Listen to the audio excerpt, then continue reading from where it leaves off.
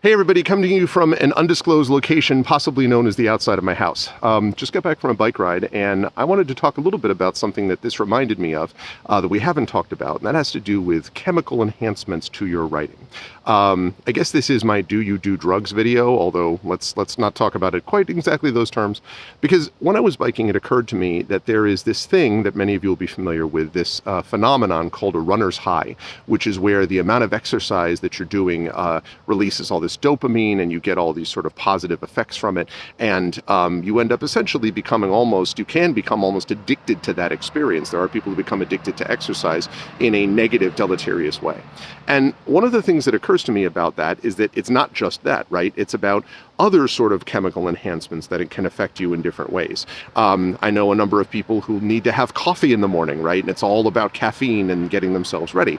This is generally harmless, and obviously I have caffeine sometimes myself. This doesn't have to be an addictive thing, but there are people who can become so obsessed with it that it becomes essentially a kind of addiction, and there are effects that that can have. And that's to say nothing about other harder drugs, right? Things like alcohol, quite obviously, or even other kinds of recreational or sometimes non-recreational drugs, marijuana, psychedelics, LSD, stuff like that. This is not a short about whether you should or shouldn't take drugs, by the way. That's not anything that this series has to do with.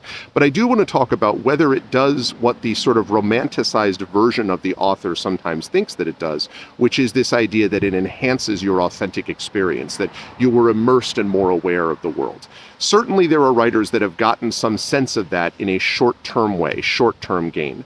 But there are a number of those writers who used chemical enhancements all the time who are no longer with us, either because they became addicted and sort of, moved off the path of writing, or because they overdosed and they're no longer with us in life. And I would much rather have had those people with us for a much longer time rather than burning out in a blaze of glory.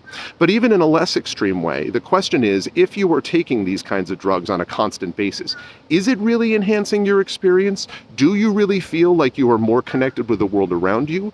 Or is it in some ways masking the experience of being directly connected?